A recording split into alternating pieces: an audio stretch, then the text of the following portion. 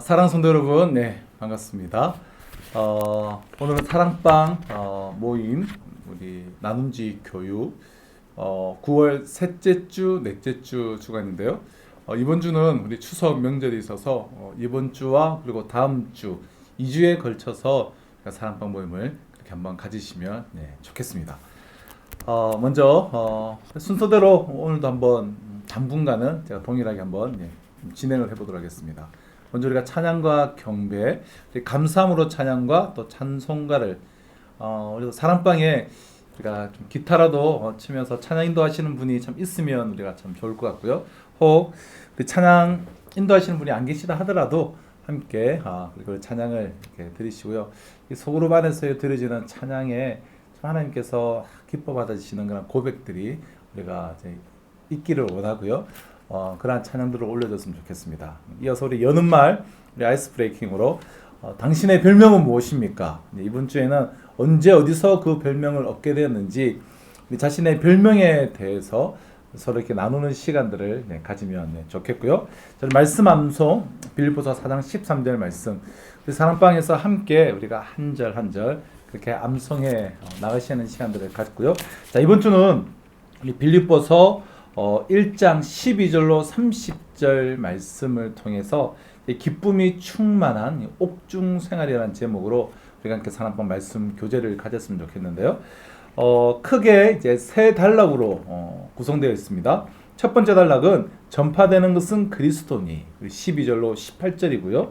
그리고 바울의 간절한 기대와 소망 19절로 26절. 그리고 세 번째 단락은 복음에 합당하게 생활하라. 이게 27절로 30절까지 이렇게 크게 세 단락으로 되어져 있는데요. 먼저 첫 번째 단락, 전파되는 것은 그리스도니. 여러분 누가 보아도 이 바울의 로마행은 이 실패라고 할 수밖에 없습니다. 이 복음을 전하러 간 사람이 감옥에 데려 갇히게 되었으니까 말입니다. 그리고 자기에게 힘을 되어 주리라고 생각했던 지금 로마 교회는 성도들마저 편이 갈려서 지금 갈등을 겪고 있습니다. 그럼에도 바울은 이런 상황을 놓고 자신이 당한 일이 오히려 복음 전파의 진전이 되었다라고 말하면서 기쁨을 잃지 않고 있습니다. 바울도 인간인지라 처음 얼마 동안은 낙심도 하고 고민도 좀 많았겠죠. 그러나 기도하는 중에 그는 하나님의 뜻을 바꾸기보다 이 자기의 뜻을 자신의 생각을 바꾸어야 한다는 것을 깨달았습니다. 다시 말하면 하나님의 입장에서 현실을 해석하기로 하는 거예요. 그랬더니 감옥에 앉아있는 자신의 처지가 복음의 장애가 된 것이 아니라 오히려 더 효과적으로 복음을 전할 수 있는 방편이 되었다는 것을 바울은 알게 되었는데요. 여러분 우리가 나에게 어떤 일이 일어났느냐가 중요한 것이 아니라 나에게 일어난 그 일에 대해서 내가 어떤 반응을 하고 있느냐 이것이 참 중요합니다. 즉 나에게 일어난 어떤 사건보다 일어난 사건을 바라보는 그 관점과 해석하는 해석이 더 중요하다는 것이죠.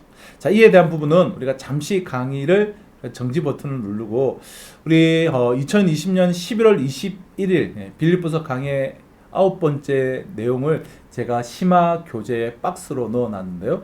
그 부분을 한번 읽어보시면 보다 더 좀 정확하게 깊이 있게 생각을 할 수 있을 것이라 생각이 되고요. 자, 그러면 한번 우리 읽어보셨습니까? 자, 이제 1번입니다. 바울은 자신의 매임의 결과로 무슨 일이 일어났다고 말합니까? 우리 12절로 14절 말씀인데요.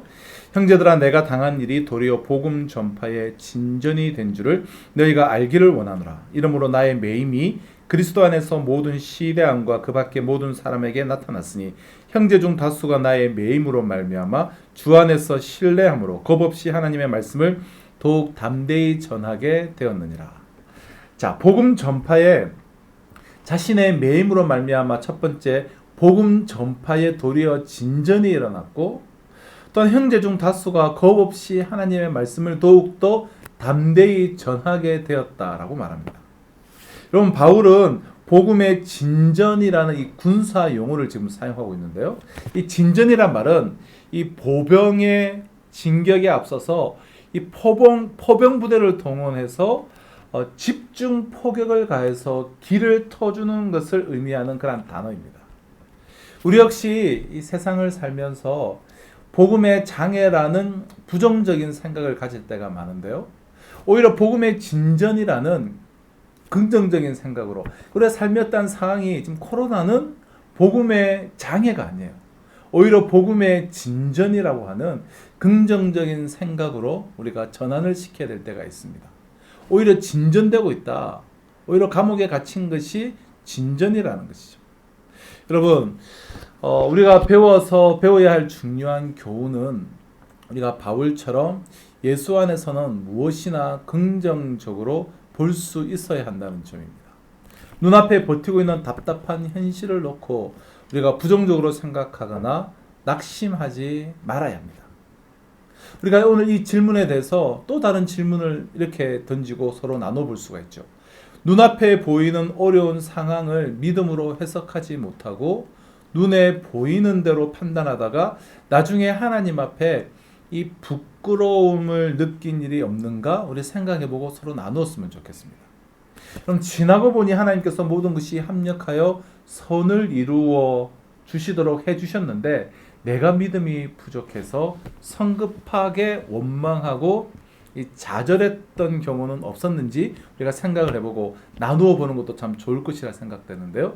여러분, 리더는 특히 앞으로 우리가 또 좋은 질문을, 우리가 풍성한 나눔을 위해서는 좋은 질문을 만들어서 서로 나누는 것이 참 중요합니다. 자, 그럼 1번, 바울은 자신의 매임의 결과로 무슨 일이 일어났다고 말하는가? 도리어 복음 전파의 진전이 일어났고 형제 중 다수가 겁없이 하나님의 말씀을 더욱더 담대하게 전파하게 되었다라고 이야기하고 있습니다. 자, 이 부분에 대해서도 우리가 박스에 있는 심한 내용을 한번 읽어보시고 그 후에 2번으로 가셨으면 좋겠습니다. 자, 이제 2번입니다. 15절로 18절에 묘사된 두 그룹은 감옥에 갇혀있는 바울 때문에 자극을 받아 각각 다른 동기를 가지고 복음을 전하고 있습니다. 바울을 지지하는 이들의 동기는 무엇이며 반대하는 이들의 동기는 무엇입니까? 15절로 18절 한번 보실까요? 어떤 이들은 투기와 분쟁으로, 어떤 이들은 착한 뜻으로 그리스도를 전파하니 이들은 내가 복음을 변증하기 위하여 세우심을 받은 줄 알고 사랑으로 하나 그들은 나의 매임에 괴로움을 더하게 할 줄로 생각하여 순수하지 못하게 다툼으로 그리스도를 전파하느니라. 그러면 무엇이냐? 거칠애로 하나 참으로 하나 무슨 방도라든지 전파되는 것은 그리스도니 이로써 나는 기뻐하고 또한 기뻐하리라. 자, 지금 두 그룹이 나오는데요. 두 그룹은 각기 다른 동기로 복음을 전하고 있습니다. 한 그룹은 착한 뜻으로, 또 한 그룹은 투기와 분쟁으로. 먼저 15절은 착한 뜻으로 전하는 이들에 대한 내용이 이제 기록되어져 있고요. 또한 이어서 우리 투기와 분쟁으로 전하는 불의에 대한 이야기가 쭉 나오는데요. 이 부분은 우리가 또 심화 교재 안에는 박스를 한번 읽어보시면 보다 더 우리 깊이 있게 잘 정리가 될 것이라 생각되는데요. 여러분, 사도 바울이 갇히게 되자 사도 바울을 돕기 위해서 착한 뜻으로 복음을 전하는 일이 일어나서 더욱더 복음 증거가 확장이 되었고, 또 어떤 이들은 사도 바울이 갇혔으니 그동안 억눌려 있고 열등감을 느끼고 있던 이들이 오히려 투기와 분쟁으로 열심을 했는데 결과적으로는 다 복음이 흥황하는 계기가 되었다라는 것입니다. 자, 3번으로 가보실까요? 바울은 복음만 전해진다면 자신은 어떤 대우를 받아도 상관없다고 생각합니다. 사람들이 자신을 지지하든 지지하지 않든 일희일비하지 않습니다. 이것이야말로 예수의 제자인 우리가 배우고 본받아야 할 태도가 아닐까요? 나의 태도와 바울의 태도를 비교해 봅시다. 그러한 차이가 생기는 이유는 무엇이라고 생각합니까? 3번은 1번, 2번에 대한 적용 나눔이죠. 우리가 다 돌아가면서 나누시면 좋겠는데요. 그럼 바울은 사람들이 예수 그리스도를 알고 구원을 받을 수가 있다라고 한다면 자신은 어떤 대우를 받아도 좋다는 생각을 지금 하고 있습니다. 그럼 18절은 기뻐한다라고 말합니다. 사람들이 자신을 지지하든 배척을 하든 그런 것은 다 하찮은 것에 지나지 않은 것으로 바울은 여겼습니다. 바울의 태도와 나의 태도가 차이가 나는 것은 무엇인가? 이런 것들을 서로 우리가 생각하고 나누었으면 좋겠습니다. 특별히 또 이 부분에 대해서도 우리 빌립보서 강의 9번에 있는 박스를 한번 우리 쭉 읽어보시고 나누시면 보다 더 풍성한 나눔이 있을 것이라 생각되고요. 자, 이제 두 번째 단락입니다. 바울의 간절한 기대와 소망. 여러분, 이번 단락에서는 바울이 남모르게 가지고 있던 내적인 불안과 그의 간절한 기대가 무엇이었는가를 이야기하고 있는데요. 우리가 살짝 그 바울의 내면의 고민을 엿볼 수가 있는데요. 감옥에 수감되어서 재판을 기다리는 동안 그의 미래는 너무나 불투명했습니다. 어떻게 보면 무죄로 출감할 수 있을 것 같기도 하고, 어떻게 보면 살아서 나가지 못할 것 같이 보였습니다. 바울이 불안한 마음을 안고 열심히 기도하고 있었지만 주님은 이상하게 침묵하고 계셨습니다. 이 시간 우리는 이 위대한 사도가 이 생사의 기로에서 무엇을 생각하고 무엇을 소원하고 있었는가를 보면서 그의 처지에 우리 자신을 놓고 함께 은혜를 받았으면 좋겠는데요. 자, 이 부분에 대해서도 우리가 한번 박스를 먼저 한번 서론 개념으로 읽으시고 그러고 나서 1번을 가시면, 자, 1번입니다. 삶과 죽음의 갈림길에서 바울이 간절히 소망한 것 두 가지는 무엇입니까? 자, 20절입니다. 나의 간절한 기대와 소망을 따라 아무 일에든지 부끄러워하지 아니하고 지금도 전과 같이 온전히 담대하여 살든지 죽든지 내 몸에서 그리스도가 존귀하게 되려 하려 하나니. 자, 이러한 삶과 죽음의 갈림길에서 바울은 두 가지를 강력하게 소망하는데요.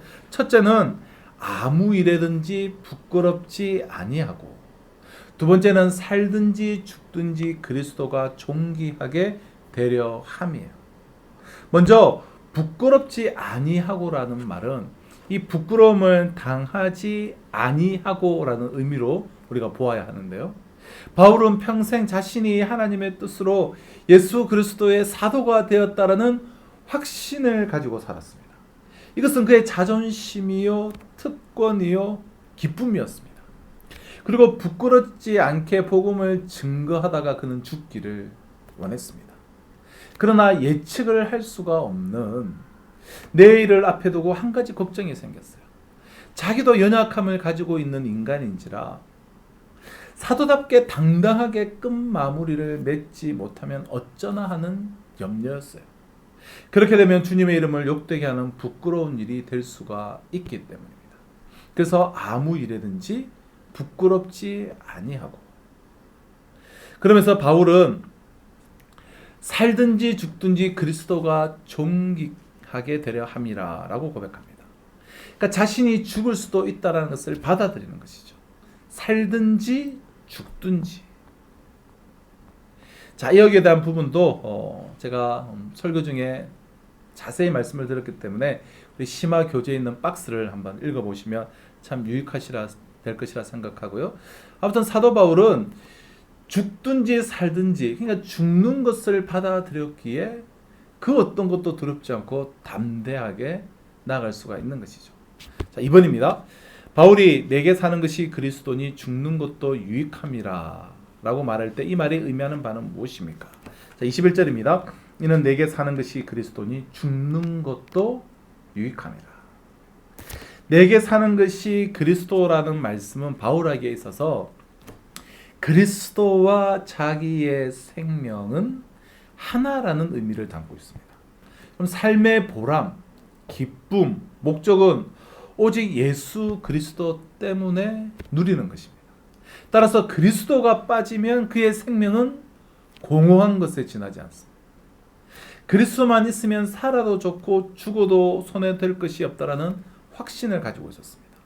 자, 이 21절의 말씀의 보다 정확한 뜻은, 첫째, 내 삶 전체의 의미와 목적이 전적으로 그리스도이므로 삶에서 일어나는 모든 것, 심지어 극단의 체험인 죽음까지도 역시 그리스도를 위한 것이기 때문에 유익하다라는 의미예요.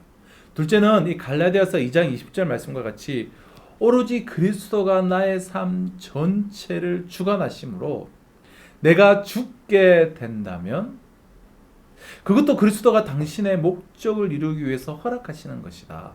그러기에 그 죽음은 그리스도의 목적 달성에 쓰임 받는 것이다. 그러므로 그것은 유익하다라는 그러한 의미를 가지고 있습니다. 자, 이 구절에 대한 이해는 너무나 중요한 구절이라서 우리가 한번 또 박스를 참조하셔서 우리 심화 학습을 통해서 묵상하셨으면 좋겠고요. 자, 이제 3번입니다. 3번은 이제 또 두 번째 단락의 이제 적용 질문인데요. 사는 것이 그리스도니에서 만약 그리스도 대신에 돈, 쾌락, 권력을 넣으면 어떻게 될까요? 오늘날 사는 것이 돈이다라는 식으로 살고 있는 사람들이 많습니다. 이들은 죽는 것도 유익함이라고 절대 말할 수 없을 것입니다. 바울은 자기 안에 있는 사는 것이 그리스도라는 분명한 확신이 있었으므로 죽는 것도 유익하다는 고백을 할 수 있었습니다. 당신은 죽는 것도 유익할 정도의 그리스도에 대한 확신이 있습니까? 그러한 확신이 중요한 이유는 무엇입니까? 이 3번 두 번째 단락에 대한 이 적용 질문을 우리가 함께 돌아가시면서 다 자기의 고백으로 나누어 보시면 좋을 것 같습니다. 자, 마지막 이제 세 번째 단락인데요. 27절로 30절 말씀, 복음에 합당하게 생활하라입니다. 우리가 일단 값없이 하나님의 은혜로 구원을 받게 되면 그때부터 우리는 그 소중한 구원을 지키고 구원을 주신 그리스도의 뜻에 순종하는 삶을 우리는 살아가야 합니다. 바울은 이것을 복음에 합당한 삶이라고 부릅니다. 그러므로 신앙생활은 어떻게 보면 놀이터에서 노는 것이 아니라 정쟁터에서 생명을 걸고 싸우는 것과 같습니다. 우리는 복음을 전하는 증인이에요. 우리는 믿음을 방어하는 십자가의 군사입니다. 우리는 우리 자신이 그리스도의 복음, 나 자신이 복음의 그 자체인 것처럼 말하고 행동해야 돼요. 내 안에서 그리스도의 향기가 나타나고 내 삶이 그리스도의 편지입니다. 바울은 빌립보 교인들에게 이런 삶을 간곡하게 당부하고 있습니다. 주님은 오늘을 살고 있는 우리에게도 같은 요구를 하고 계시는데요. 여러분, 복음에 합당하게 생활하라. 자, 첫 번째, 바울은 복음에 합당한 이 삶을 구체적으로 두 가지 이제 언급하고 있습니다. 이 두 가지는 무엇이며 뜻하는 바는 무엇입니까? 자, 27절을 먼저 한번 보실까요? 27절 보시면 오직 너희는 그리스도의 복음에 합당하게 생활하라. 이는 내가 너희에게 가보나 떠나 있으나 너희가 한 마음으로 서서 한 뜻으로 복음의 신앙을 위하여 협력하는 것과.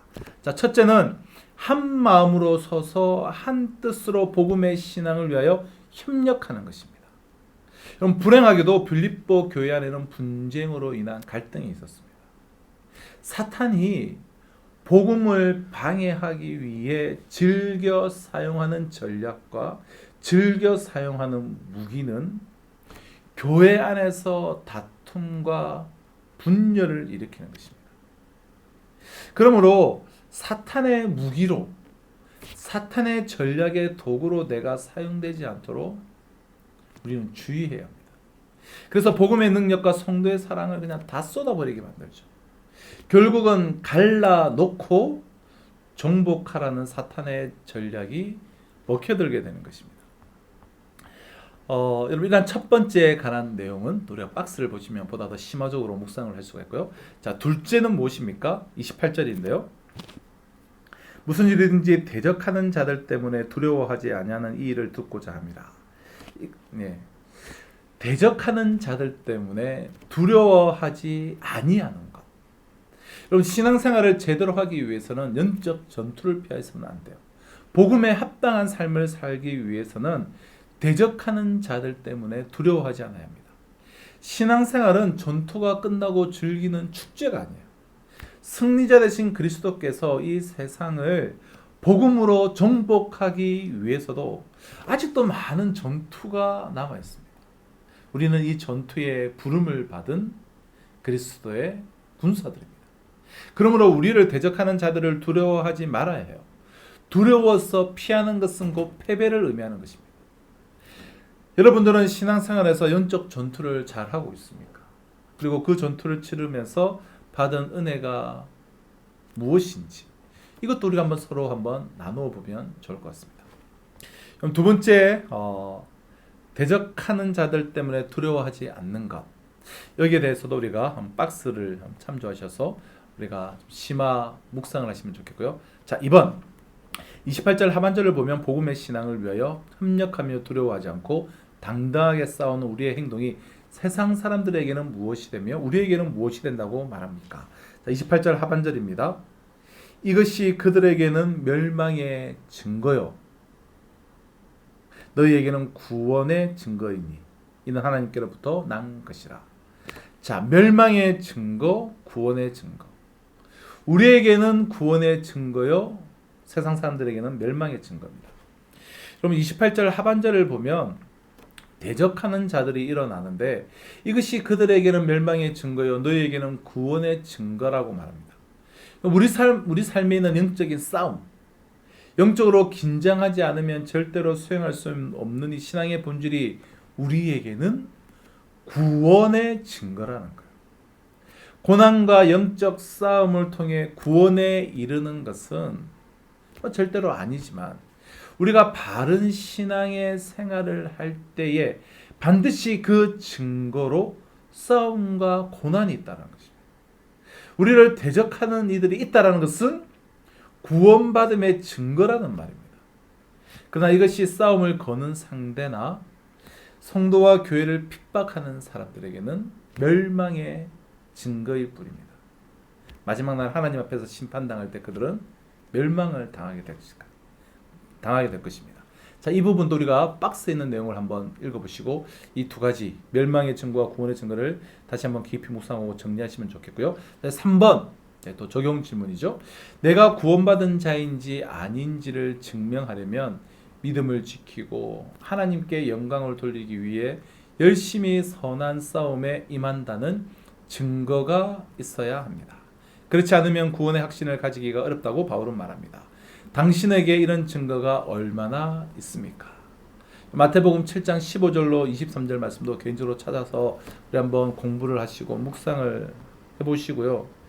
여러분, 그리스도인이라는 이유만으로 참 이런 어려움들을 겪는 사람은 좀 다름 아닌 그리스도의 경험에 동참하는 것입니다. 내가 사도 바울과 순교자들의 무리, 각처에 있는 하나님의 백성들로 이루어진 무리, 주 예수 그리스도가 선두에 서 계신 무리에 나도 속해 있다는 것이죠. 이 얼마나 영광스러운 일입니까? 우리의 삶 속에 대적자로 인하여서 고난이 있다면. 그리고 더 놀라운 사실은 28절은 무슨 일에든지 대적하는 자들 때문에 두려워하지 아니하는 이 일을 듣고자 함이라. 이것이 그들에게는 멸망의 증거요 너희에게는 구원의 증거니 이는 하나님께로부터 난 것이라. 그럼 그리스도 때문에 핍박받고 그리스도 때문에 공격받는 사실 자체가 우리가 그리스도인이라는 증거라는 거예요. 이런 일은 그리스도인에게만 일어나기 때문입니다. 또 한 걸음 더 나아가 더 놀라운 사실은 29절을 보면 그리스도를 위하여 너에게 은혜를 주신 것은 다만 그를 믿을 뿐 아니라 또한 그를 위하여 고난도 받게 하려 하심이라. 그리스도를 위한 고난은 그리스도께서 자기 백성에게 주시는 아주 특별한 혜택이자 축복입니다.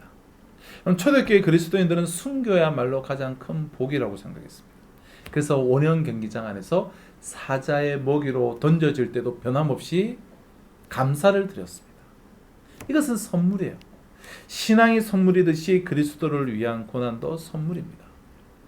우리 이러한 내용을 또 박스로 한번 읽어보시고 이 3번을 우리가 깊이 묵상한 후에 사랑방 안에서 풍성히 나누었으면 좋겠습니다. 자, 마지막 4번입니다.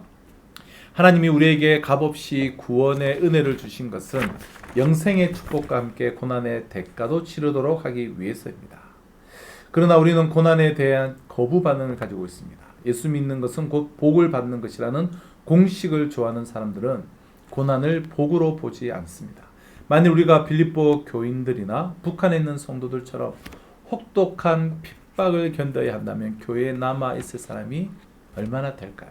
다음 말씀들을 묵상하면서 고난에 대해 잘못된 시각을 가지고 있지 않은지 자신을 돌아봅시다.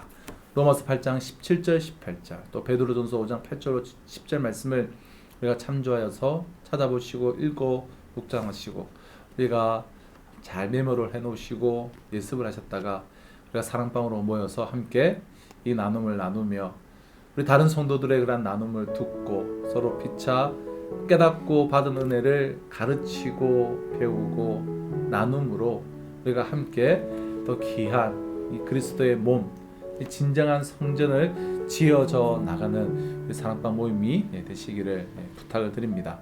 그렇게 말씀을 우리가 나누신 후에 우리가 합심 기도로 우리 사랑방원들을 위해서 기도하시고, 특별히 사랑방 식구들의 그런 기도의 제목들을 나누시고요.